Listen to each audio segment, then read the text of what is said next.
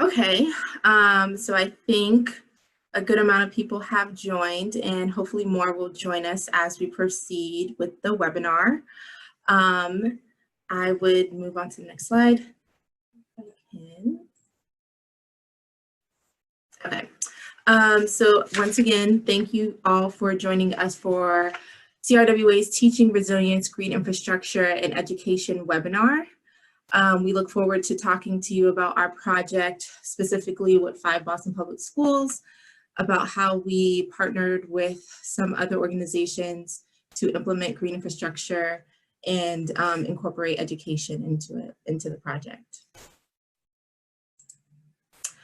So just going to go over the agenda for the webinar. I am Nishayla Porter. I'm the program associate for the Charles River Watershed Association. I will be doing the welcome. And then we will have Green Infrastructure and Developing Curricula by Kate England. And I would just read a little bio for her. So Kate England is the Assistant Regional Engineer for the Department of Conservation and Recreation. She previously worked for the Boston Water and Sewer Commission as a project coordinator for stormwater infrastructure. Kate has experience developing educational curriculums and green infrastructure. And then following Kate, we will have implementing GI curriculum into the classroom by Chris Guy-Mumpree and Nicole Rutman. And they're both from the John W. McCormick School. And so I'll read a little bio for the both of them. So Chris teaches middle school science at the John W. McCormick School in Boston. He has taught for 16 years, mostly in the Boston Public Schools. In addition to classroom teaching, Chris has a science astronomy club after school and leads an annual student trip to the rainforest in Costa Rica. Chris and Nicole Rutman piloted and added onto the green infrastructure curriculum and have led trainings for other Boston teachers. In 2019, they were awarded the Secretary's Award for Excellence in Energy and Environmental Education in Massachusetts for their work on green infrastructure. Nicole is a teacher at Mario Umana Academy in East Boston currently. Then following their presentation, we will have a Q&A section for everyone to ask additional questions about all the information presented. So again, thank you for joining us. A little logistics for the webinar. If you have any technical problems, you can send it through the chat or email Maddie Walters at charles@crwa.org, and she will be able to assist you whether it's joining or rejoining the webinar or audio. And if you have any questions, you should submit those to the Q&A box, not in the chat box, because that's where I will be looking to answer questions for when we get to the questions section portion. And I will also implore you to use the chat box to introduce yourself and get to know who else is also on the webinar. You can say if you are a teacher, your occupation, why you're interested in attending the webinar, what you hope to learn from it, and what part of the region you are from.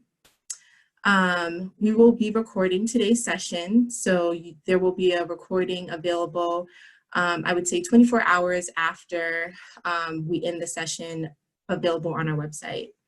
And also related resources mentioned will also be linked there as well.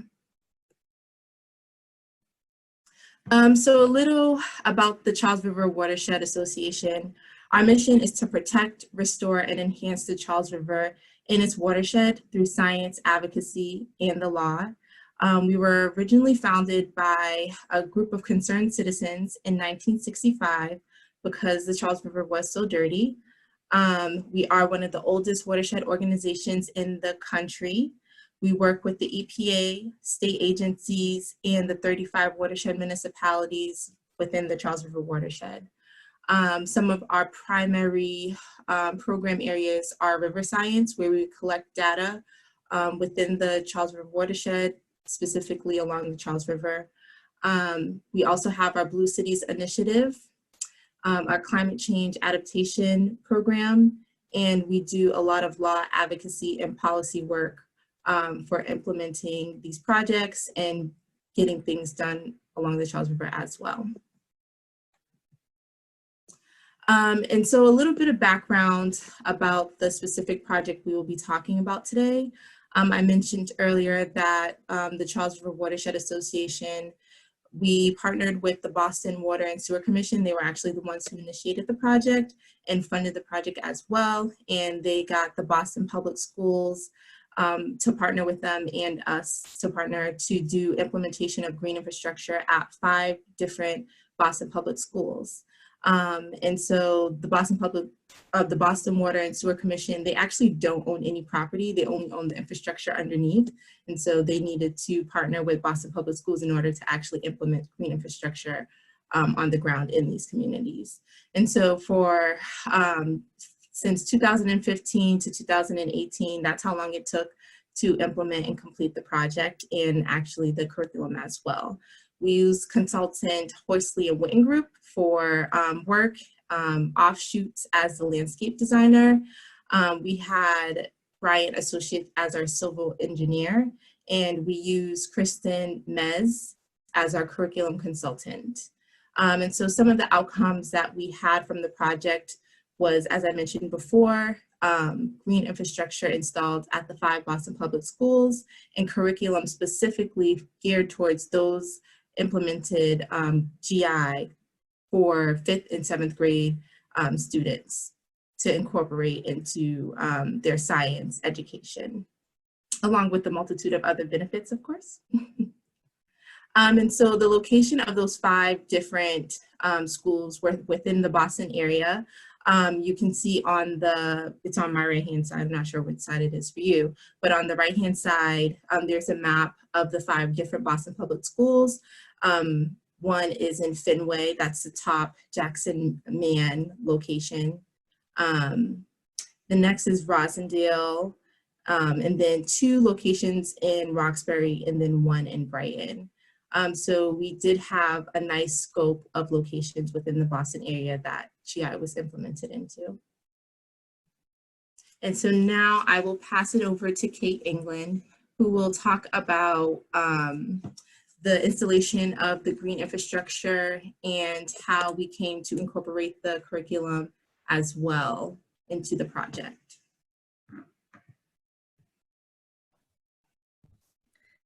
Great, thanks. I'm gonna go ahead and steal the screen share from you. Yes.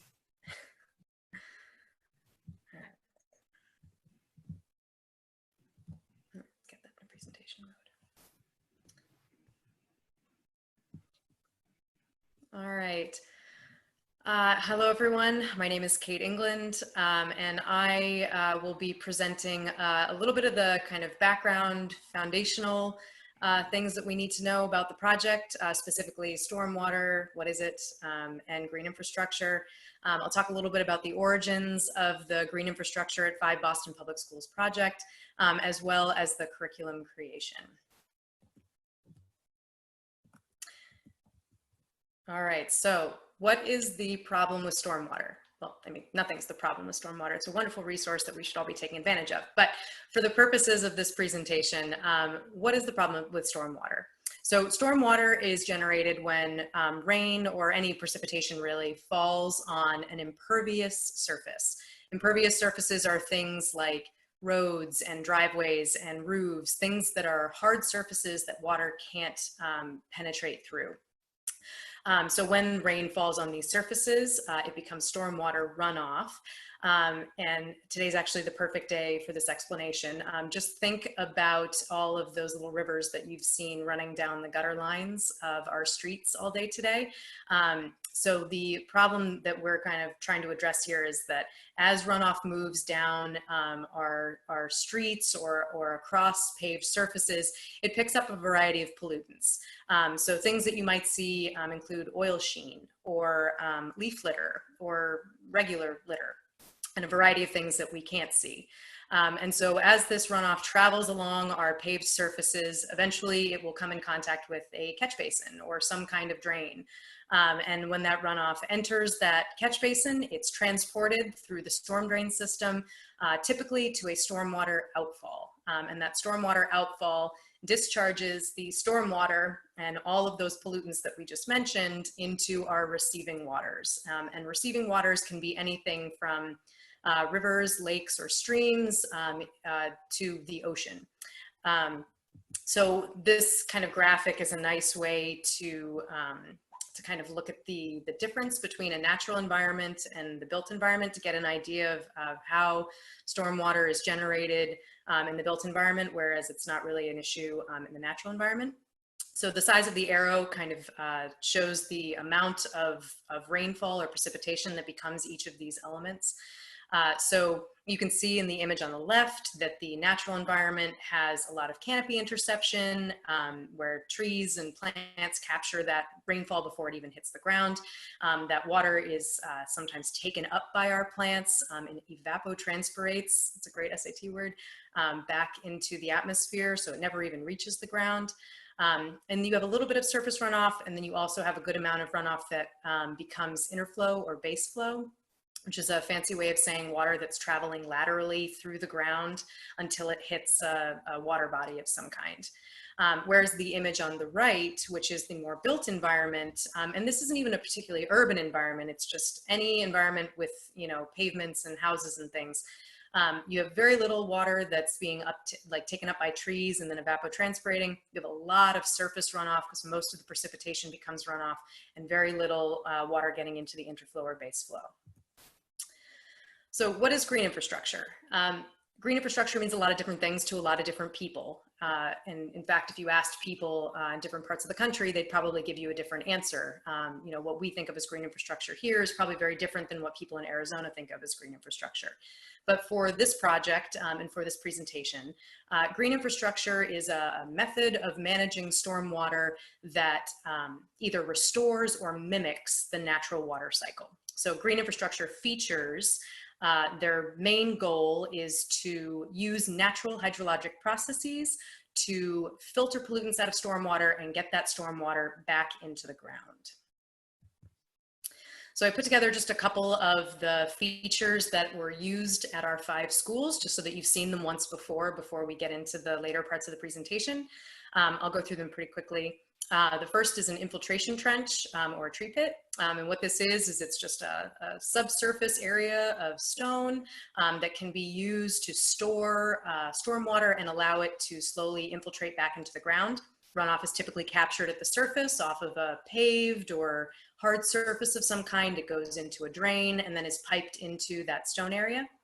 Spiroretention or rain gardens, and these are typically vegetated areas where stormwater can collect, can pond, and then slowly absorb back into the ground, typically planted with native plants, and they have really great ecological benefits, which we'll talk a little bit about later. Rain barrels or cisterns are primarily used for capture of stormwater, and typically you capture runoff so that you can then use it for something later. So for example, you can capture it in a rain barrel and then use it to water plants. The bottom right, there are infiltration chambers, and this is a subsurface, so underground system. You may have seen them before. They're these like yellow arches that typically are put next to like large parking lots and other things when they're being redone. But again, the stormwater is captured at the surface by a storm drain or a catch basin, and that water is piped into those chambers where it can slowly absorb back into the ground. And then the last feature worth noting are our porous paving options. And those can be things like permeable pavers, porous asphalt, porous concrete.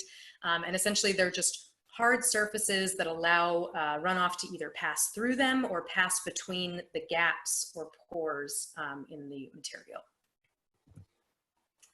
So I wanted to go over just a couple of factors that led to the wonderful partnership between Boston Water and Sewer and the Boston Public School Department.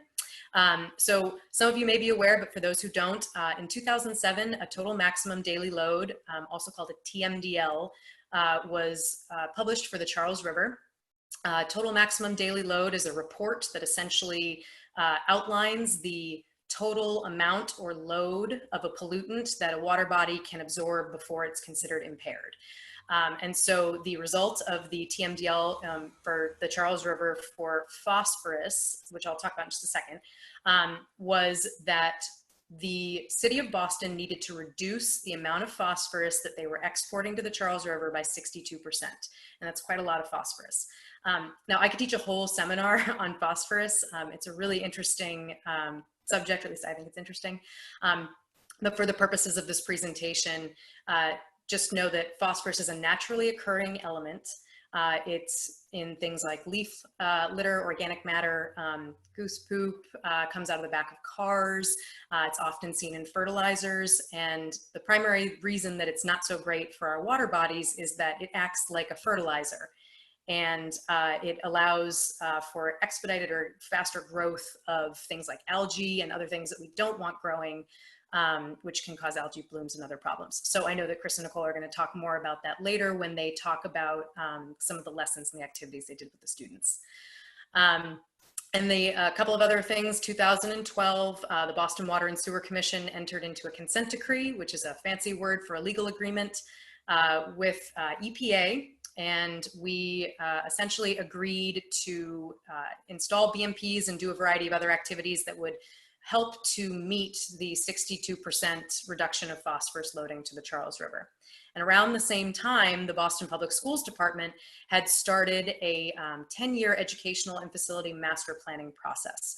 And what that means is BPS owns 133 facilities in the city of Boston. And they were undertaking a condition assessment to determine what site improvements were necessary at which buildings and where could improvements be made, and where should funding go for future improvement projects, capital funding for future work.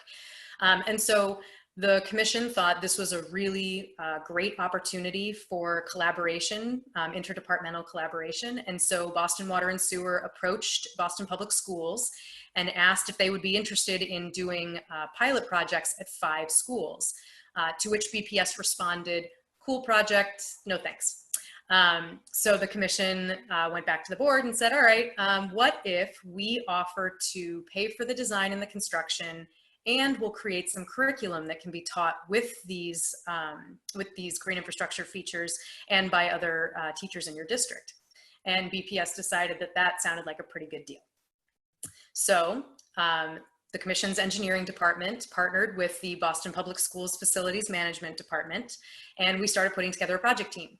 So Boston Water and Sewer hired Horsley Witten Group, which was our engineering firm, the Charles River Watershed Association, as well as a former BPS curriculum developer, Kristen Metz, to help us design the GI and the curriculum that we were going to implement at our schools.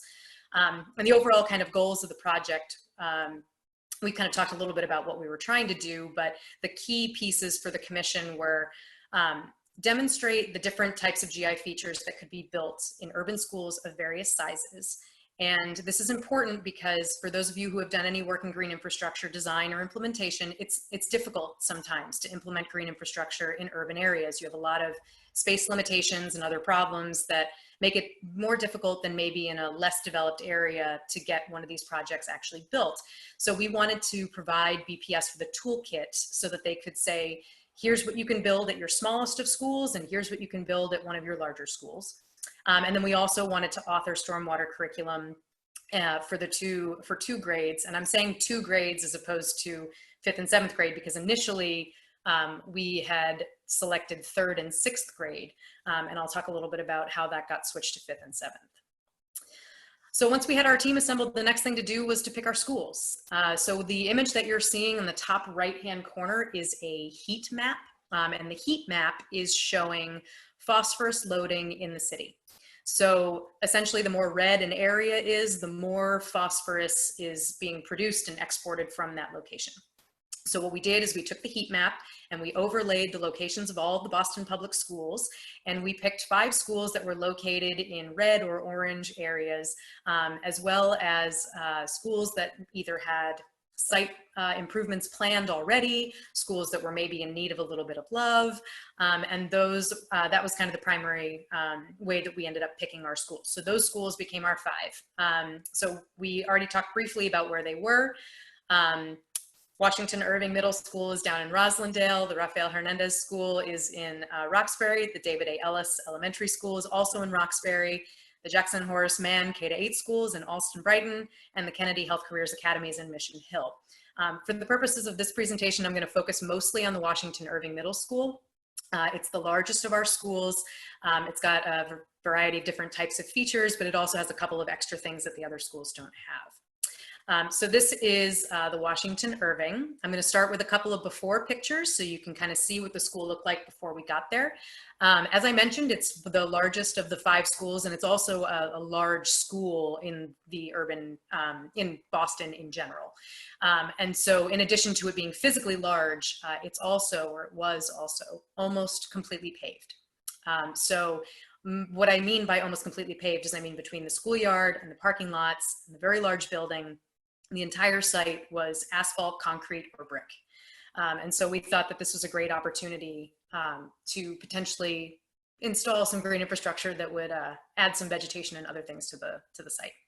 So the project team went out, and the first thing that we did was we looked for underused or underutilized spaces, areas that had existing ponding or flooding issues, areas that were potentially exporting more pollutants than others. So parking lots, for example, tend to be very pollutant heavy.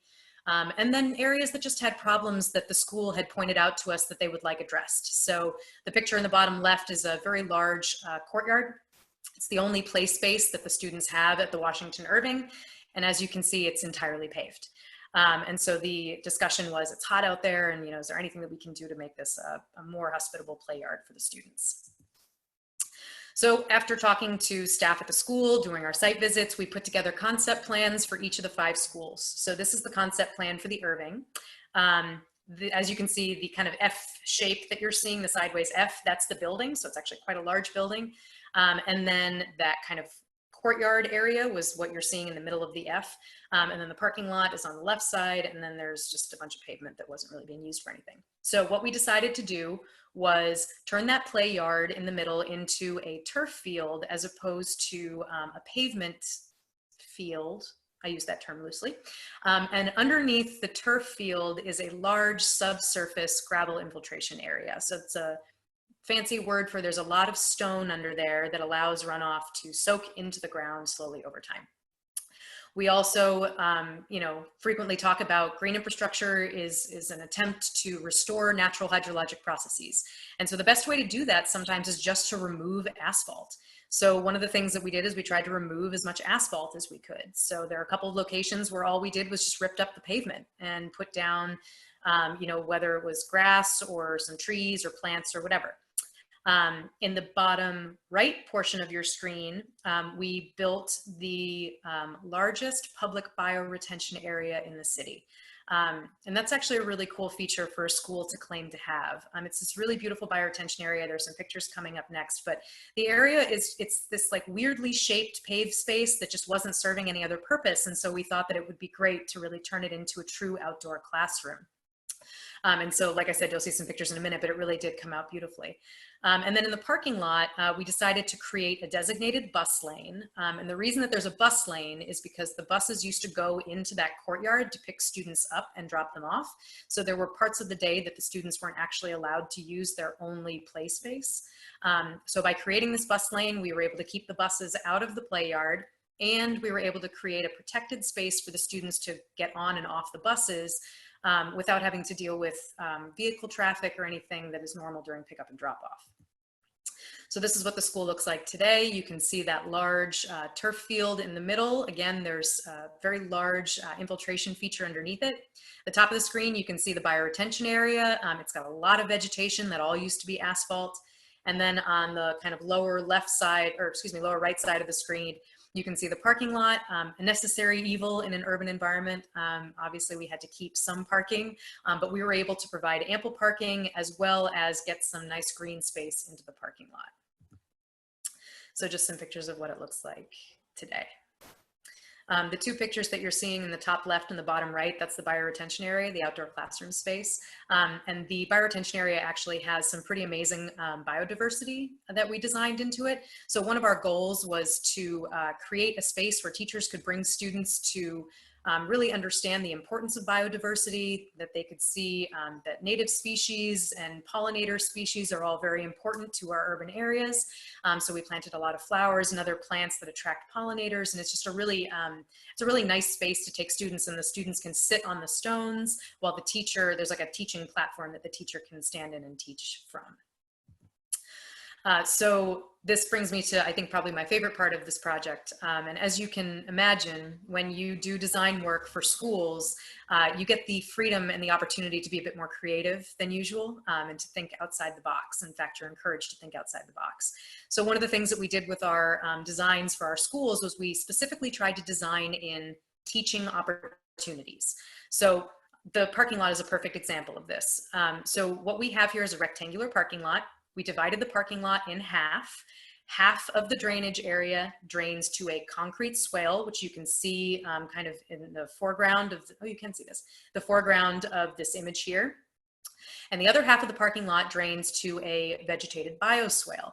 Now, the goal of this split was so that teachers and students could compare side by side the difference between gray infrastructure, that concrete swale, and green infrastructure, the bioswale.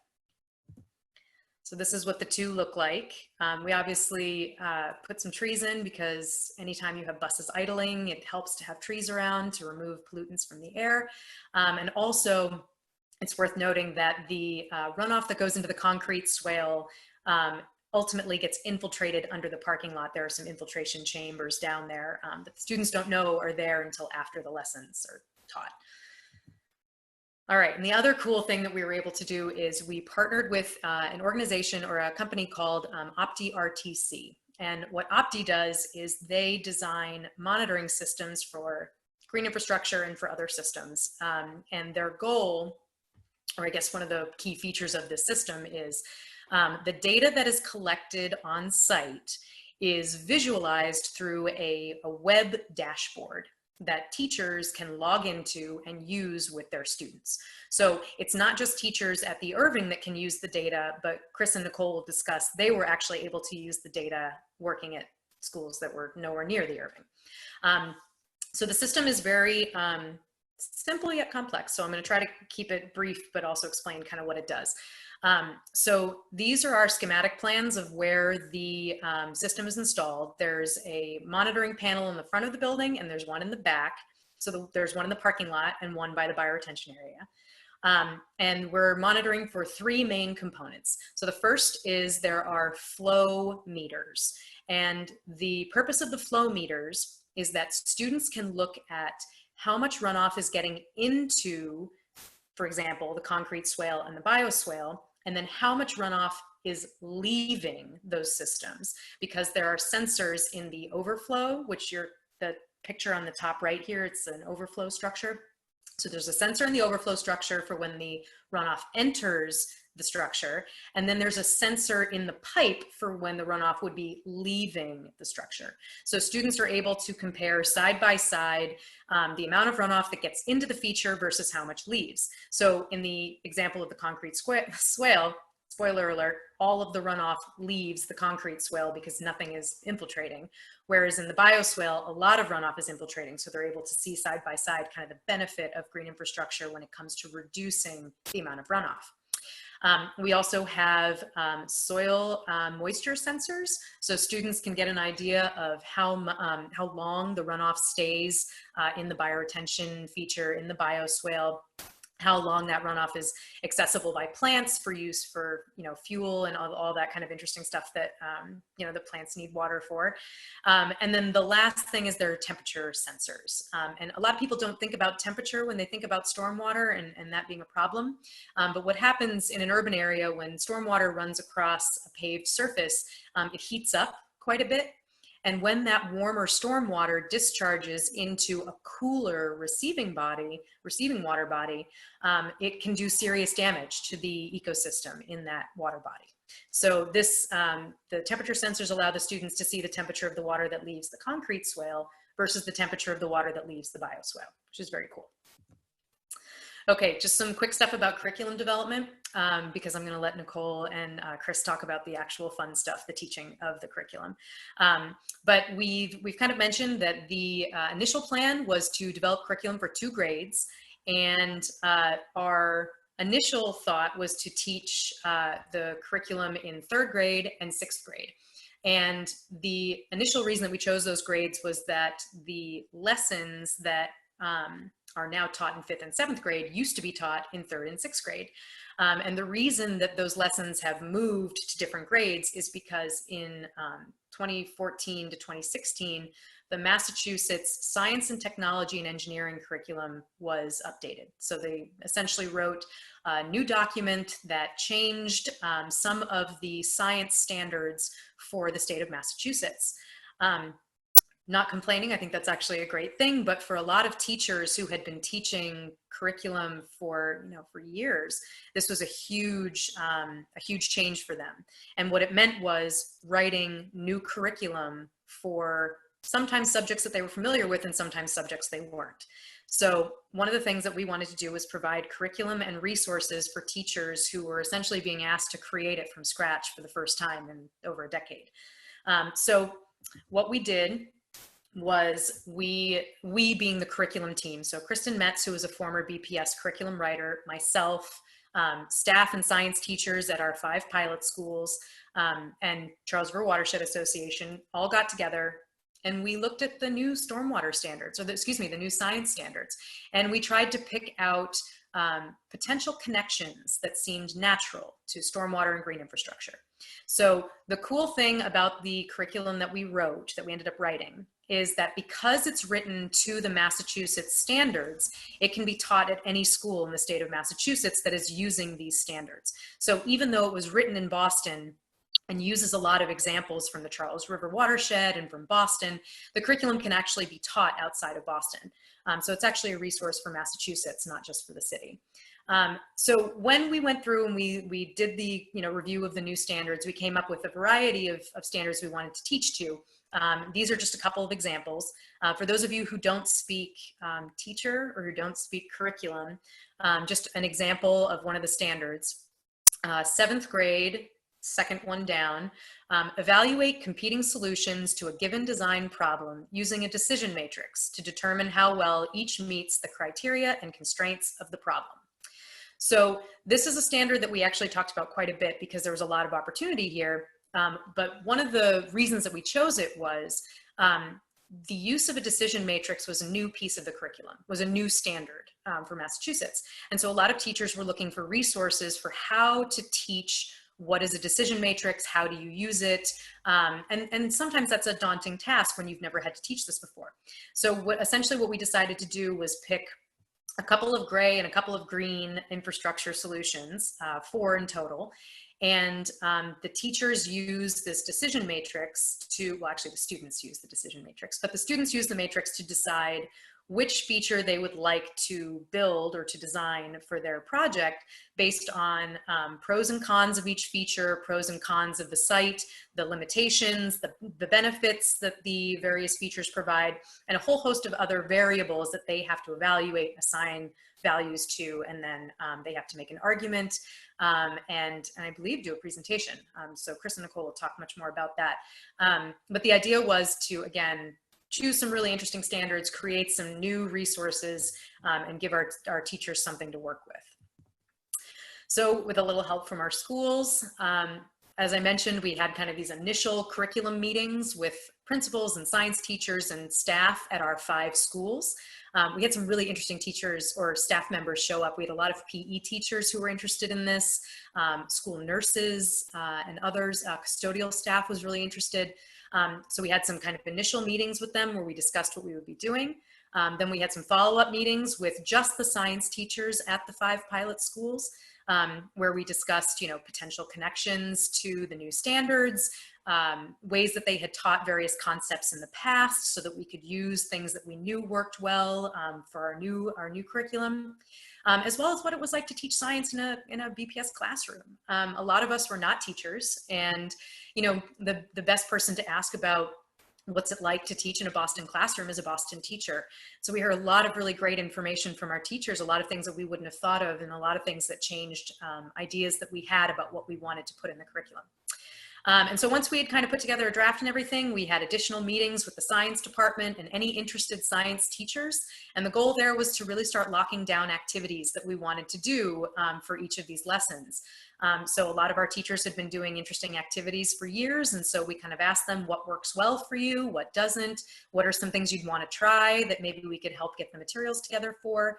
And then we were able to put together, like I said, not just curriculum, but also a nice set of resources to go with all of our lesson plans and other things are kind of a loose way to describe them. But Chris and Nicole will kind of explain how you get from lesson plans and curriculum into actually teaching it in the classroom. And there's so much more to it. So I'm going to hand it over to Chris and Nicole now. They are going to do the fun stuff. I just want to say that they were the two teachers that were selected to pilot the 7th grade unit out of all the science teachers in the city.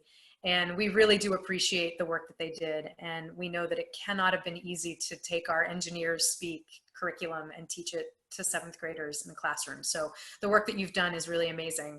And the work that they've put in to help kind of adapt the curriculum, we hope will make it a better resource for other schools in the district, but also other schools in the state. So thank you. And I know we'll have questions at the end, so I look forward to answering some of your questions.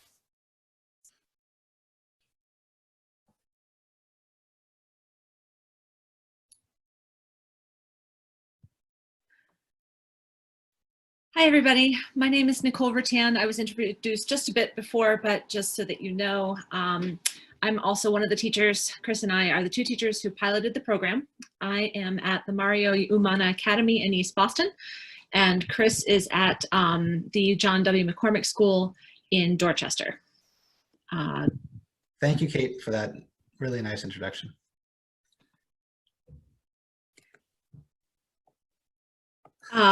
So Boston Public Schools came to us and asked if we could take a look at the CRWA curriculum and tweak it a bit to make it even more teacher-friendly than, student-friendly for teaching than it already was, to pilot the curriculum and also to prevent professional development for other teachers on teaching the curriculum. We found very quickly that there are a bunch of strengths for teaching green infrastructures, that it's a really investigation-based curriculum. It's very hands-on. It gets kids outside to explore, which is always very engaging and just generally a good practice for science teaching. It's relevant to students. It takes them out into their own schoolyard. And it's inspirational. It's really a very actual legitimate way that students can contribute to making the world better. And the knowledge that they take with them from learning here, they can take into their communities and spread it on and pass it on in a way that we hope will actually generate some real change. We really liked how this curriculum in particular fosters a sense of ownership of their schoolyard. I'm gonna let Chris tell this story. Oh, well, we'll talk later about having made a watershed for our schoolyards and identifying where all the storm drains are. And one day we were out at recess time and we had a lot of students noticing that there was a gigantic puddle. And instead of saying, why is there a big puddle there? They came to us and said, well, why is that storm drain clogged? And just like knowing what was underneath and knowing what must have happened to create that puddle, I think shows that they're internalizing it. It's not just something they're learning in a lesson that we got to memorize for a test. This is something that they're using in the thought processes.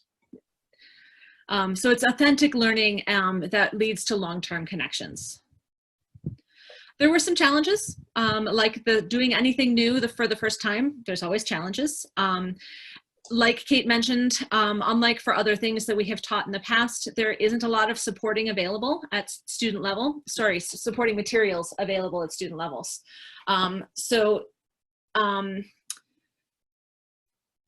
did oh, I'm sorry, Nicole, but I was just going to say Nicole did a great job making sure that a lot of the words were accessible. Nicole teaches a lot of students who are English language learners, and Kate mentioned, some of the curriculum was in engineer speak and just making sure it was accessible to all the kids. Mm-hmm. one of the problems with this, the new implementation of the new standards is relatively recent. So while the curriculum is designed for what the current standards say, not all of our kids have had those standards in the past. So there was a fair amount of sort of double checking and making sure that the background knowledge that students need to understand the current curriculum they had actually had, even though they are supposed to, they may not have had because of the transition between the sets of standards. So we had to do a little bit of filling in there. We found some speed bumps. We had a few last minute Panera work sessions where we would go to Panera and work together on trying to figure out what on earth we were supposed to do with this decision matrix thing, which neither of us had ever taught. But we got there, and it was actually a really, really neat experience. And Chris is going to talk at the very end about agency and whether or not what we do really has an impact on our communities. So the curriculum starts with a really engaging activity, which is a gallery walk of, I think it's something like 16 pictures of the Charles River at various points in history. It has some of the pretty clean pictures that we see today, and it has some pretty awful pictures from history.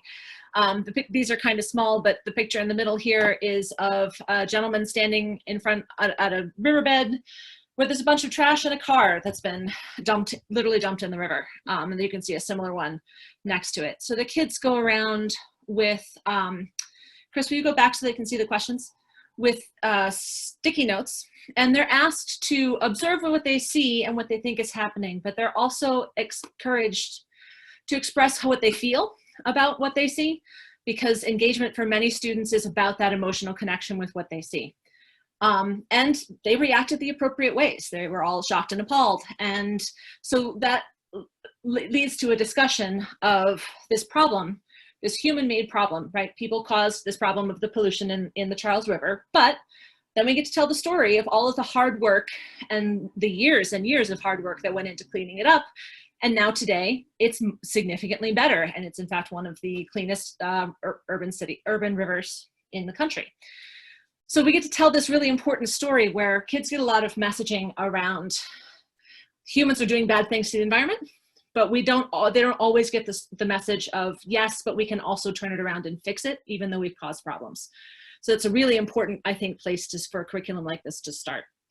So then we go into okay, so Charles River is not full of trash and cars anymore, but we do still have a problem, not just at the Charles River, but in a lot of the other waterways around, which is algal blooms. So what is this algal bloom? Have you ever seen it before? The vast majority of my students said yes. Chris, I'm not sure if you had the same experience, but most of them have seen it. They don't know what it's called, no idea what it is. So we go through and we introduce phosphorus. You will see Spanish on some of these slides because as Chris mentioned, I teach English language learners, and my school is technically a bilingual school. So you may see Spanish language on the slides as well. But we introduce phosphorus as this naturally occurring element that people also put into things, and that it's this amazingly wonderful fertilizer, which really helps things grow, which sounds like a great thing until. So we go through the steps of algal blooms, which I'm going to run through quickly here because I'm not sure what everyone's background is. But basically, the extra phosphorus that doesn't get used stays on the surface and gets washed into rivers and streams by rain or other moving water. And then that polluted water collects in our waterways, and they become overloaded with these nutrients like phosphorus. There are actually a couple of others, but phosphorus is the focus of this particular curriculum. Those extra nutrients allow organisms like plants to grow and reproduce faster than normal. Specifically, the curriculum talks about algae and cyanobacteria, and that they bloom out of control, and that throws off the natural balance. As these dense mats grow on the top of the water, it starts blocking the sunlight so that the plants that live at the depths of the water can't get the sunlight they need to survive. Those plants, the algae in the water also can make animals and people sick if they swallow it or ingest it. And that's when students would have recognized, hey, is that why they closed my beach? Or hey, is that why I saw on the news this thing about beaches in Florida? Or that triggered some prior knowledge that my students had. Eventually, though, the nutrients all get used up and the algae and the cyanobacteria die and they begin to decompose. And in the process of decomposition, the oxygen in the water gets used up. so that the water actually has less oxygen than it needs to support all of the animal life that lives in the water. And so fish and other water animals actually suffocate and die, which I thought was weird. And so did my kids. Wait a minute, this thing that is supposed to be good for them plants actually can make them die. And that was that contrast there is very striking for kids at this age. So the kids take what they've just learned about algal blooms, and they do one of several different options for projects. Chris's students did these sort of storyboards where they take the 8 steps and they present them in some sort of artistic way. My students did some online informational pamphlets that they could take home to their community, which I apologize, I don't actually have a sample of. But there are a couple of options for how you want kids to pull this knowledge together. I think Nicole did a really great job of really chunking into those pieces, and kids did a card sort and everything. I think it's really, all of this is a lot of giving kids information to start, but then we kind of go into a place where we're going to start looking at Boston now, and then eventually to our own schoolyard. And we start with this. We've got satellite photos from 1630 and from today. At some point, the kids do ask, they do think, wait, were there really satellites in 1630? So we have to say this is, like an artist's drawing. And we ask them what changed. And of course, the first thing they see is, well, there's no airport in 1630 and some of the land has changed. But they actually, we spend like a full day analyzing this, and they look at the color of the land. And it's a lot darker green here, and over here it tends to be more gray. And that's because of the way we've developed the city as we have grown as a city. We actually look at the amount of pervious versus impervious land, what happens to the water when it rains, and so on the different kinds of surfaces. There's a really amazing lab. It's maybe my favorite experiment from the entire curriculum, where we look at 4 different kinds of landscapes. And kids actually build these. They build little models in plastic tubs. They make a little hill and they cover it in saran wrap so that when we spray it with water later on, all the water will go down. And then they have to think about how much pervious versus impervious land they're going to build into their model. And so things like fields and trees are represented by sponges and cotton balls, and things like streets and roofs are represented by clay and aluminum foil.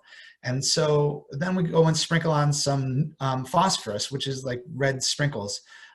And then when we spray the water down, it actually, we can see the phosphorus running off. But if there's a lot of sponges and cotton balls that represent the pervious surfaces, you can kind of get to see the phosphorus getting trapped there, and the lake ends up being pretty much clear. And it's nice to see that in an area like a forest, you're going to see a lake that's not that polluted with phosphorus, and you're not going to get the algal blooms there the same way you might in an urban setting or even a rural setting. Because in a rural setting, even though you have a lot of pervious ground, you also have a lot of overuse of fertilizers that contain a lot of phosphorus and other nutrients. So anyway, they kind of get to see, oh my God, this is how it builds up, and we really care about the surfaces that our school is made of, or that our school surfaces are. So here's my school. It's the John McCormick Middle School. It's pretty near the shore in Dorchester. And the first question we have when we start looking at our school is, what watershed are we in? And we look at a lot of watersheds. Like here's a map of the Charles River watershed, and it's actually a little bit of geography skills to try to find where our school is from this map and find it on here. And we're just outside of that, so we're not actually in that. We look at a couple of different more watersheds, and we find out that we're actually in the Boston Harbor watershed. And we found out that our storm drains on our school property drain out just right next to Carson Beach, which is the beach that a lot of our kids will swim in the summertime. And so we started thinking about what we see go down those drains. And do they really want that when they're swimming? Do they want them in the water next to them? And so we started really being a little more aware of the trash that's floating around in our schoolyard and making sure that it's not going down the storm drains. The next step we did with our school is we made our own little watershed map. Now this is the Irving School, but we gave our students at each of our schools a Google Maps view, satellite view of our own individual schools.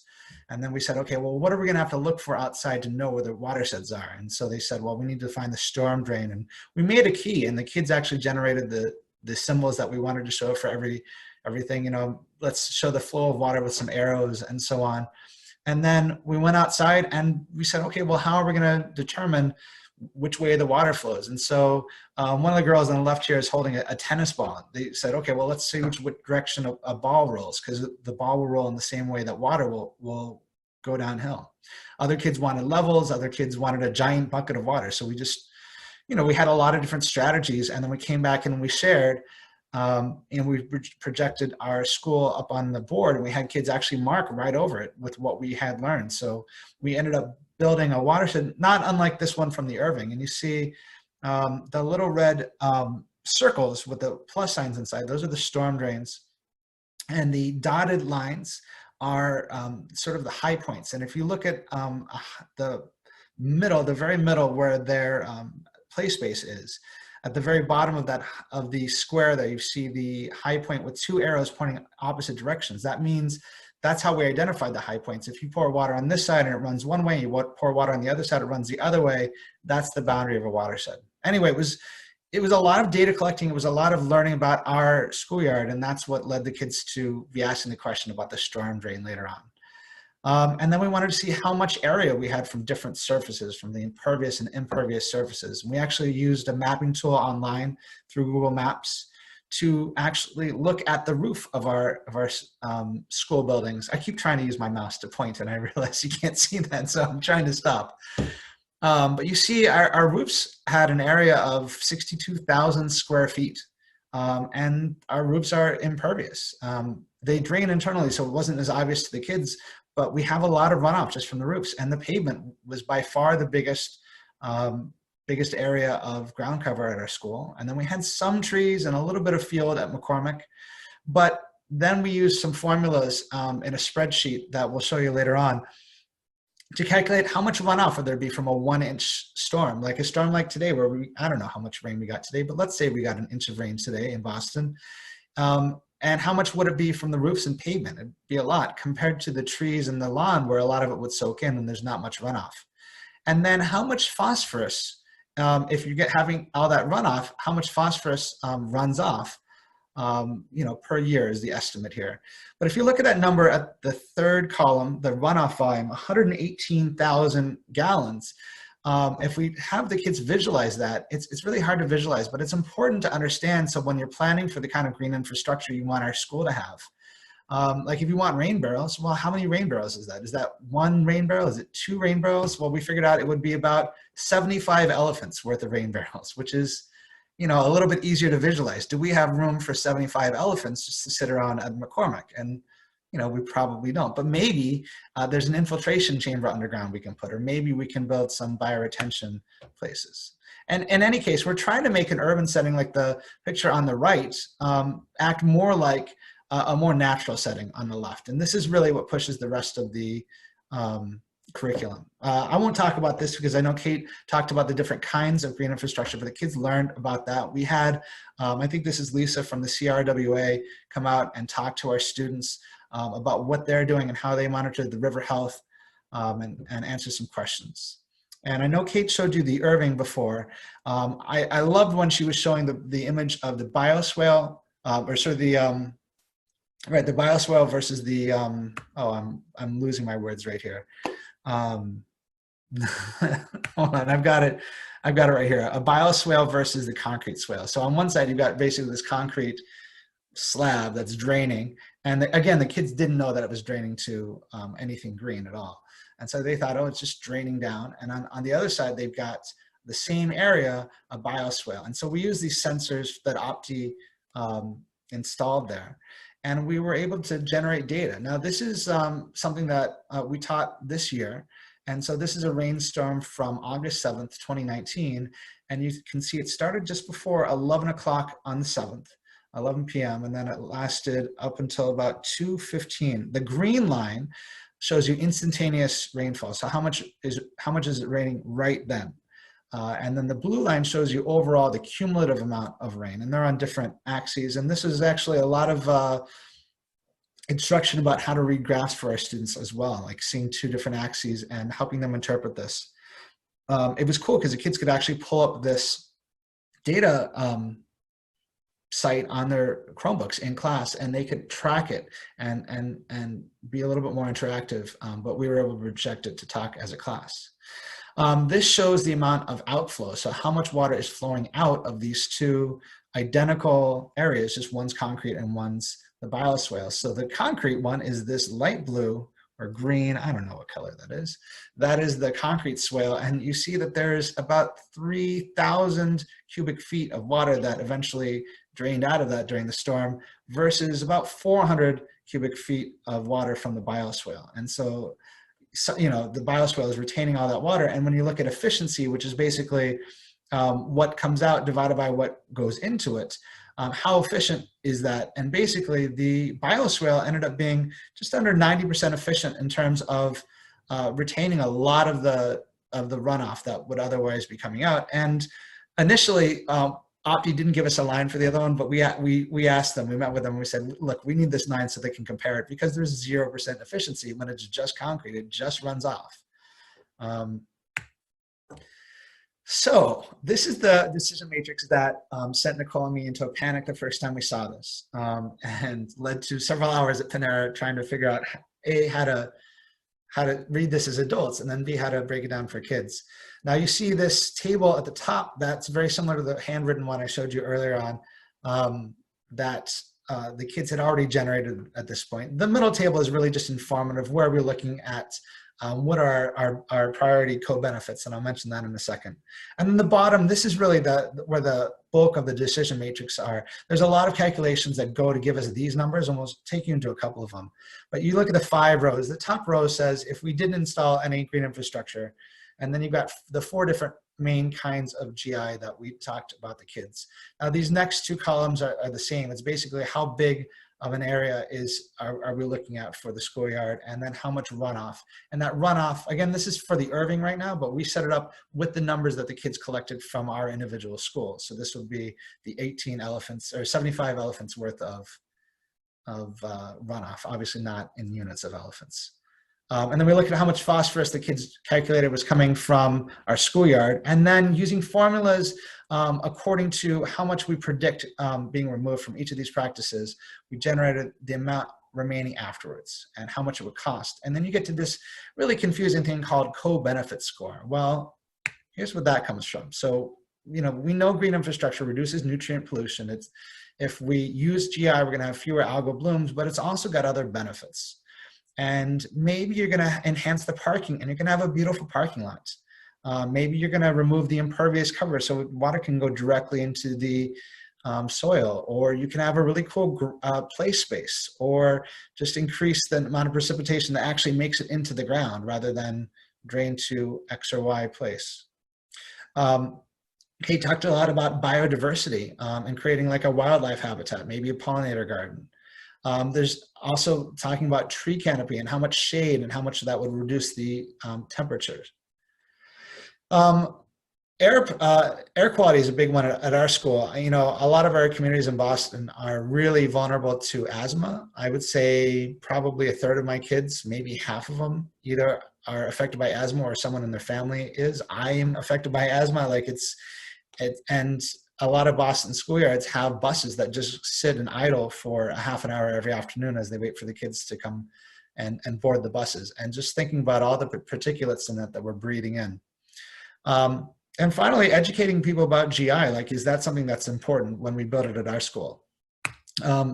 So we look at all these co-benefits, and the really fascinating part that I think Kate mentioned the other day that is really true in real life is that we say to the kids, okay, these are 8, but we can't do all 8. So which 1 or 2 or 3 are most important for you? And we just let kids discuss and debate for a little bit, and no one agreed, because some kids, you know, shockingly, I wasn't expecting anybody to say parking. Some kids were like, parking's really important. Like, we can't just get rid of all the parking. We got to have nice parking and have enough spaces so that when our families need to meet with the teachers, they can come and park there.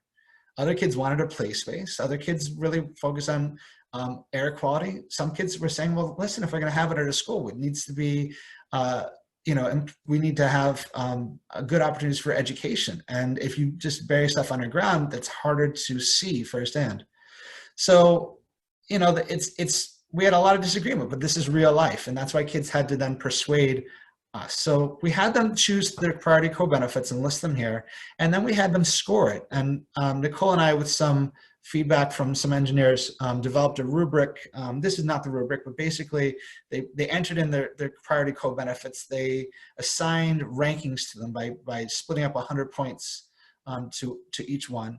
And then they used our rubric to score how well does this practice for GI support that co-benefit. So for example, for infiltration practices, it doesn't really affect the parking because you can have it underground. So you can keep the parking, you can, you know, like it's not going to affect it.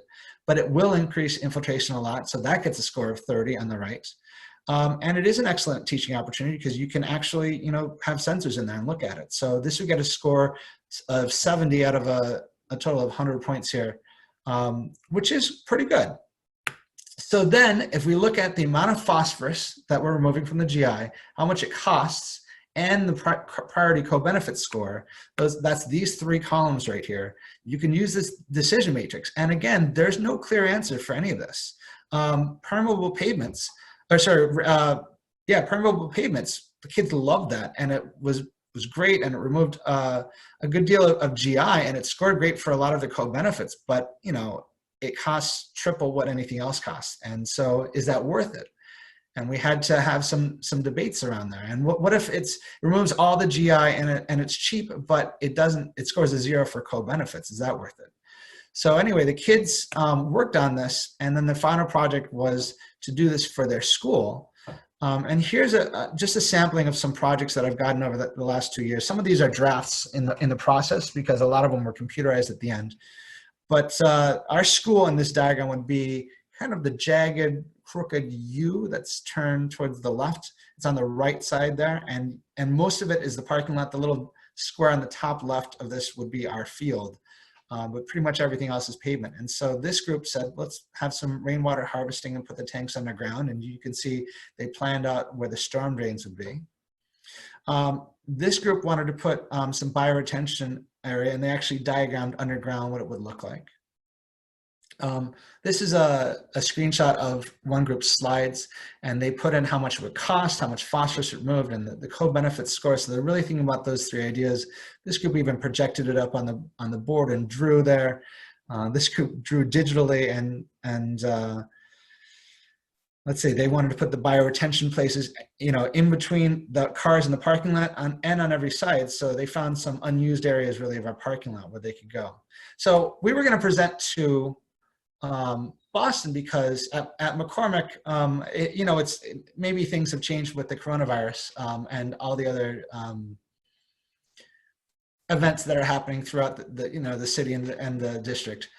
So who knows really what the future will hold, but there was the promise that our school is going to basically be having a major construction project sometime soon. And so maybe the city would follow our plans, and it was really exciting. We were trying to get someone from the city there.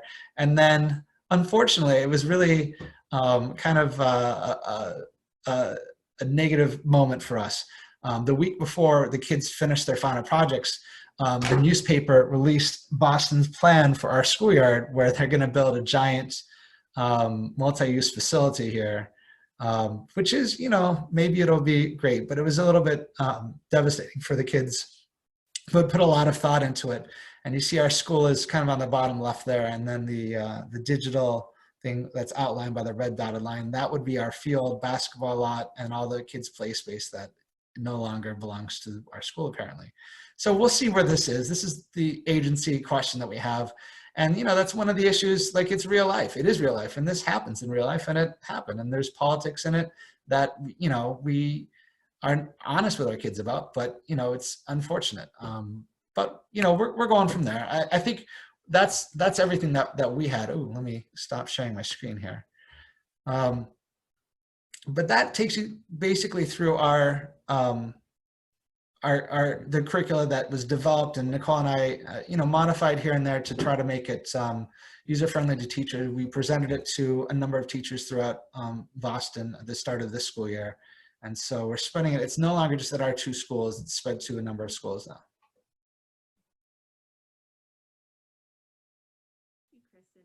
That was great and extremely informative. I'm going to jump the line with my question before I even go into the Q&A. Could you give us kind of like a perspective of how long it would take to kind of teach this curriculum? Is it a couple of weeks, or is it a month to engage the students with the GI? I think the question certainly depends on what your population looks like, and how much in detail you need to sort of go off the beaten path in order to catch up with background knowledge. But we're estimating about 6 weeks for a sort of a general education population.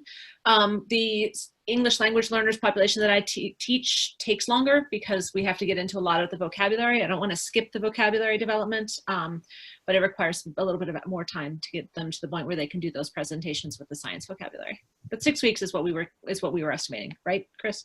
Yeah, and it was really interesting because this year I taught it completely different from last year. This year I taught it in a chunk at the beginning of the school year for the long story why. But last year, as we developed it, we actually taught a couple weeks here, and then we taught a whole different unit, and then we taught a couple weeks here, and then so we literally started and ended the school year with this unit. And so throughout the year, we'd be going on a field trip, and a kid would say, "Oh my God, look at that! That's porous pavements over there." Right.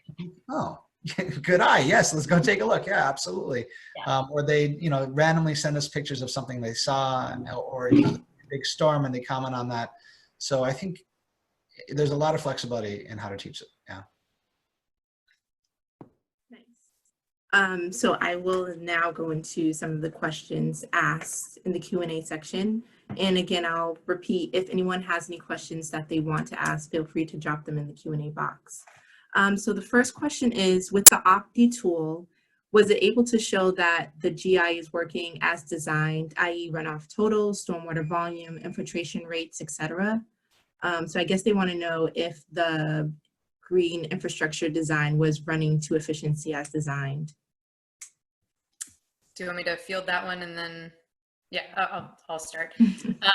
So what the data showed us initially was that the features were functioning as designed. We were getting very little overflow, especially at the beginning, which was a great thing, I think, kind of overall. But in terms of how the students were going to use it, we actually made some tweaks to the design of the sensors and everything so that they showed useful data to the students. So, for example, the subsurface gravel filter that's under the turf field at the Irving was oversized. So we were getting almost no overflow from that ever because it was such a large feature. So we adjusted the height of the weir so that we got different feedback so that the students could then use it for their comparisons. So the answer is the Opti data was able to show us that the features were functioning as designed, which was really exciting for the design team. And then we made some tweaks to it so that it would be better data for the students. And I'll say the Opti team was really great. They met with us, with Nicole and me over this last summer once we had piloted it the first time, and really redesigned the entire dashboard and created multiple dashboards, because we actually asked them, what if teachers wanted a really simple dashboard, very basic comparisons, but also what if you had this kid that was just so into it, they wanted to see every single different aspect of the data. And so I think, Nicole, what was it, 3 different levels that they made? Yeah, I think we ended up with 3. Like, so the simple, like, I don't have any tech in my classroom and I just need something that I can present really easy, and then sort of a medium ground, and then a place to send kids who are just really interested in this data to extend the activity. I think it was 3. Yeah, but you could see the efficiency. It was really crystal clear comparing those 2, which was really nice for kids. Because I think the first time Nicole and I went through this, we didn't have access to that yet, or I think the units weren't comparable, so it was hard to see, but it really made a difference when they could see, oh my gosh, it's clear as day, this works really well. Yep. Nice. The next question is, were operating and maintenance costs evaluated when comparing GI alternatives, since you were able to think outside of the box? If so, how was it calculated? Yep. So I'll talk about the actual physical design, and then I'd like to hear what the students, how they kind of assess operations and maintenance as part of their decision making. When we did the design, we did have to factor in operations and maintenance, and the BPS facilities group, the department, was part of our design team. So they were able to actually weigh in during the entire design process. So when we proposed most of our ideas specifically for like features that were like really different, like the educational opportunity features that we discussed, we intentionally chose species that would be lower maintenance. So for example, the bioswale has mostly native grasses and things that can be like weed whacked once a year. And so they're really pretty in the spring and they flower and they're beautiful, but they're also relatively easy to maintain. So it was, we had an actual like cost estimate that included the the numerical values for operations and maintenance, but we also had conversations in a decision matrix of our own that factored in the additional time that the BPS like facilities people would have to spend on site. And then we actually met on site with the operations people who would be doing the maintenance after the construction was done. And we did like a training with them to kind of walk them through the first maintenance visit, you know, for the stuff that they'd be doing in-house, and then talked about potentially hiring like a contractor to do catch basin cleaning, because BPS isn't really equipped to do catch basin cleaning. It's not what they do. So, you know, we mentioned that, you know, even Boston Water and Sewer has catch basin cleaning contractors. Like it may make sense for you to hire someone to do this so that you don't have to do it yourself. So all of that was factored in when we made our choices for what we were going to build on site. And we did have to cut a couple things because it was like, there's no way we can maintain that. And we appreciated that feedback, because it's better to get that feedback, that honest feedback before you build, than have someone say, yeah, this is all going to be fine. And then you build it and then it is completely in disrepair after like 2 years. So it was a good ongoing conversation with them, and we appreciated how real they were with us about what they could and couldn't handle. Yeah, from the school side, I don't think we really looked at maintenance and ongoing costs.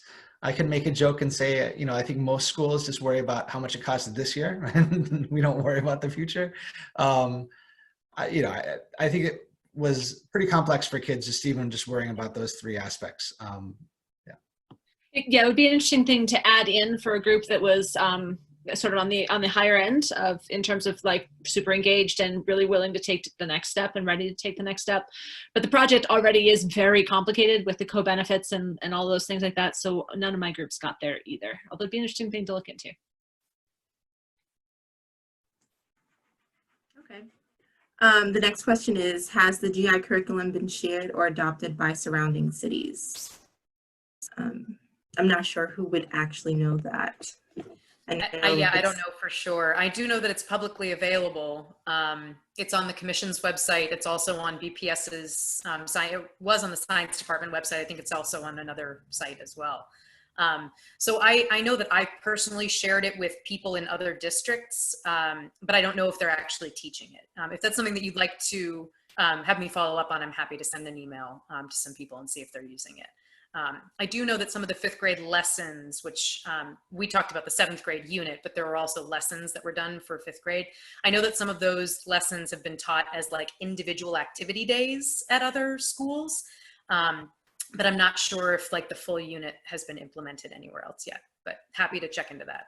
Yeah, and Nicole and I, and Kristen Metz, the three of us had written a proposal to present this to the National Science Teachers Association national meeting, which was going to be in Boston the first week of April. But you can imagine, you know, I think probably there's some NSTA teachers in attendance. Unfortunately, that was canceled.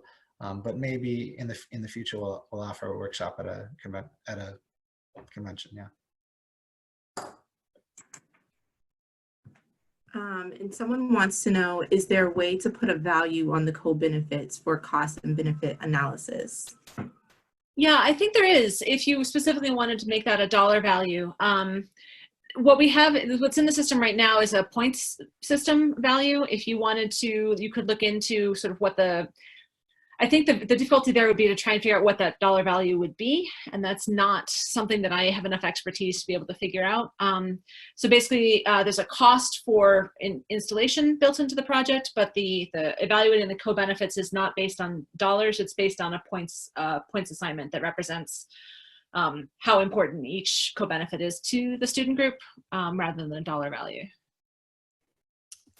Yeah, there was a couple of projects that we did while I was still with the commission that included a matrix that assigned a dollar value to some of the co-benefits. But what Nicole just described it perfectly. It's very difficult to assign a dollar value to, does a tree make you happy? And so I think that that's kind of, the matrix that they came up with was interesting. I don't know, I'm assuming it's shareable just because anything that goes through the commission should in theory be public, but I'll see what I can find, just something to give an example of how we assigned a dollar value to some things, because realistically, sometimes the dollar value is the only thing that matters. And that's not necessarily the case for the students or for the teachers or for us necessarily, but you know, if you're in the budget department or something at BPS, that is a very important thing to you. So we could potentially look into tracking down that matrix. But like I said, I'm not sure, it's hard to assign a dollar value to a lot of these things. I agree. I wouldn't know what price to put on a tree. That makes me happy. The next question is, has a clear winner for reducing phosphorus emerged in your evaluations? I'm assuming in the student activities is what they're referring to. I mean, so that's a really interesting question, because even among the engineers, there were disagreements. From what I've been told on how much phosphorus it removes. For example, the rainwater harvesting, we've listed on our spreadsheet that it removes all of the phosphorus, which it does. If you collect all of the rainwater, that removes all the phosphorus. However, if you collected that rainwater, then you water your gardens with it, or you wash a car with it or whatever, then it's out of the system again. And so it either removes all of the phosphorus or none of the phosphorus, or somewhere in between. I know my students loved bioretention. They thought it was beautiful. They think it had a lot of benefits, and it wasn't the most expensive thing. And then they started seeing it in lots of areas around Boston. And I know that was a student favorite for sure. Mm-hmm. Yeah, I would agree. Everybody started off wanting to just replace all the asphalt with permeable pavers. And then they got to look at the cost of permeable pavers, and they went right to bioretention and bioswales. And that was so for my groups, that most of them ended up there. Yeah, and the science, if you're going from a strictly science perspective, a bioretention area is the most effective at actually removing phosphorus from the system, primarily because there are little microorganisms in the soil that actually consume the phosphorus and actually remove it. But Chris, your description, the conversation you had with your kids was kind of perfect. It's, if you capture all the runoff and it never gets into the storm drain system, then it's never getting released into the Charles River. So, if you can fully remove or disconnect your site from the storm drain system, you've effectively removed all of the phosphorus you would otherwise have been contributing to that water body. However, as soon as you put it back into the ground, phosphorus is still in our system and then could potentially be washed off at a later date. So if you're looking for science realistically, and I think most engineers agree on this, if you're looking for science, bioretention is the way to go. But if you're looking for, how can I just effectively disconnect my site? There's so many options. And that's why I think this activity is such a great thing for the students, because at a young age, they're learning that there's not just one solution, there are often many solutions. And it's really just picking the one that's best for you. I think, Kate, it was you who said during our last conversation that this is how decisions are actually made in the real world. So giving kids a chance to have some debate around what are the most important co-benefits and how do we make this decision, I think it was a really neat thing to watch in my classroom. I thought it was, it was neat. I wish I'd had that experience when I was younger. I think that it would have changed my approach to project meetings when I was when I first entered the field. Because now, after years of practice, you really see that sometimes for people, it's not a logical decision, it's an emotional decision. And, you know, you have to be able to navigate both logic and emotion when you're dealing with what are we going to build in our schoolyard, or what are we going to build in our neighborhood, or, you know, what's the best option for this project. So I'm glad that the students are getting that experience, because I can't think of an example of when I got that at a young age in schools. So, you know, yay for outside of the box curriculum. Well, it was really neat because the way that the curriculum was written, we looked at the Irving School, and we did that as like as an example together as a class before we set the kids free to design for our own schoolyards. But there were two scenarios with the Irving, but we didn't tell the kids that. We said, this is what the Irving decided on. They decided on these 3 co-benefits. Let's score them together. Let's figure this out.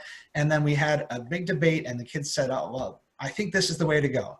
We said, great. But unfortunately, in the time that you were doing that, they changed their mind, and they wanted these 3 co-benefits instead. So here's the different scenario. And they found out like that it was an entirely different decision just based on changing priorities for the site, which, you know, it's real. Yeah, absolutely. Okay. The next question is, if it is an artificial turf field being talked about, why was a plastic surface chosen over natural turf? Operations and maintenance. The feedback that we got from the school department, and again, this was them being very honest with us, and we appreciated that, was this grass will be dead in a couple of years. And we kind of weighed whether or not we still wanted to do this particular feature with an artificial surface. But, you know, we did the research and we decided to put that, the stone infiltration feature underneath it. And that was kind of how we balanced, you know, the sadness over losing, you know, our natural turf or our natural field or some other feature with, you know, still wanting to provide a play space for the students, and understanding that, you know, that the synthetic turf that we chose would actually survive, you know, much longer than whatever grass option that we had. So that was actually one of the examples where we had to change our design based on feedback about operations and maintenance. And thankfully, turf fields have come a long way. They're not quite as terrible as they once were in terms of the aesthetics and also the materials that they're using. So ultimately, I would have rather used something else, but, you know, you work with your partners and you do what works best for the site.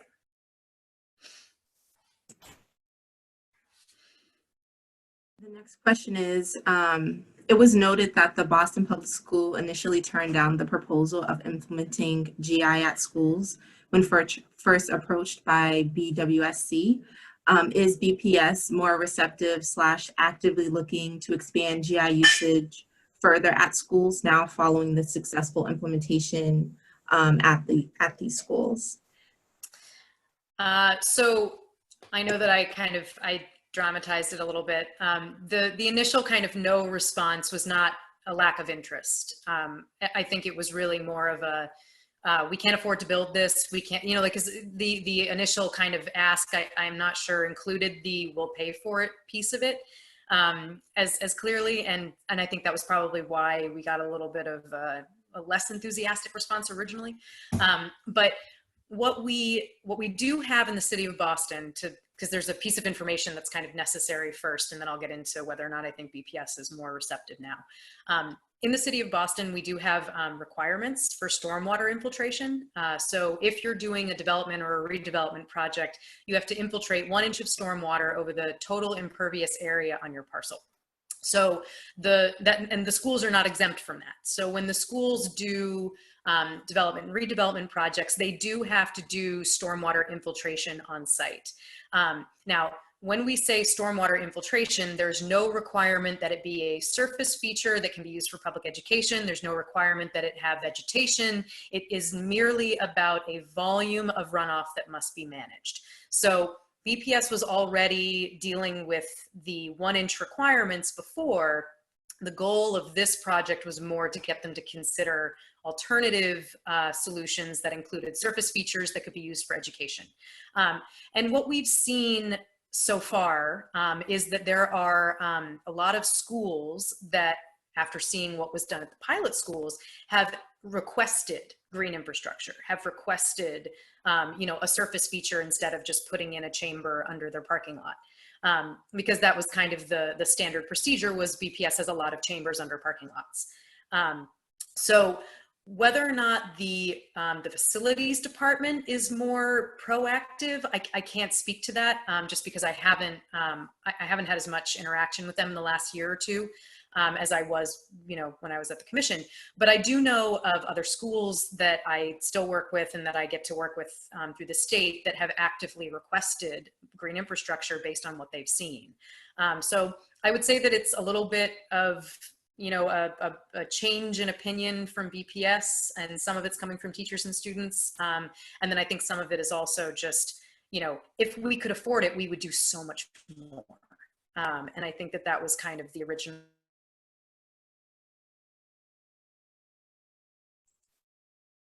Might have lost Kate there, but I think she finished her explanation, which was very thorough. That actually was our last question. I did have one question for both you, Chris and Nicole. I did want to know, because you were piloting the curriculum, so you were taking on this huge task, how difficult was it to transition into the curriculum, just teaching the students new curriculum to yourself as well? Do you want me to take that one, or I'll answer first? How about that? So I think Chris noted that the first year we did it, we broke it up into pieces across the school year. And I think we did that. I think it is actually a legitimate way to teach the curriculum. I actually kind of liked how I could pull lots of other things that I taught throughout the year back to this through line of the GI story, if you will. But we actually did it from a practical standpoint too, of like, okay, I've got my head wrapped around section 1. I'm going to teach section 1 now while I understand it. And then we're going to take a little bit of time to figure out section 2. And then we'll go teach that once we've got our heads wrapped around it. So I think part of it is my personal expertise was not in this area to begin with. So as a middle school teacher, I am not required to have a super strong in-depth content knowledge on any particular science, because I teach all of them. So this is a lot more in-depth than any of the ecology that I've taught before. So it took me some time to learn it. So yeah, so I think that's part of why we broke it up over the first year. But I also, yeah, I think it's an interesting role that you play as a science teacher. I mean, you try not to be, I mean, science teaching isn't just saying, here are all the facts, now memorize them, the test will be next week. Science teaching has evolved to be more guiding kids through the thought process. And when they're asking questions, if we don't have the answers to them, like, that's cool, because cool, like, how can we figure that out? Do we need to have an expert in to talk about it? Can we go investigate it? You know, do we need to go outside and look again? Our first day going outside to mark up all the points on our map for the watershed of McCormick was totally unsuccessful. I mean, it was great, but it was great because the next day we came in the classroom like, okay, so like, why was that? Like, why didn't it work yesterday? Oh, well, we got to do this. We got to do that. Okay, let's try it again. Let's go. And one time we went out this year, it was raining. I was like, this is great. It's raining when we're outside, so we can see where the water's going. And it's just, you know, like, I think it's all in how you look at it. You know, so like, we're modeling the learning for the kids as well. And I think that's important for the kids to see. You know, science isn't getting to an endpoint. Science is the process of always learning and investigating. Okay, thank you for your great responses to all these questions. We did hit our 8:30 mark, and I do want to be respectful of everyone's time. And so I just want to wrap up and say thank you once again to all of you, Chris, Nicole, and Kate, for presenting such informative information on the Boston Public School 5 GI implemented locations and the curriculum that paired with it.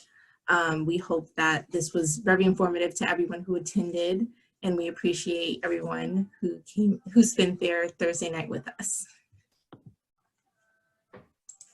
So have a good one. Bye. Thank you, everybody.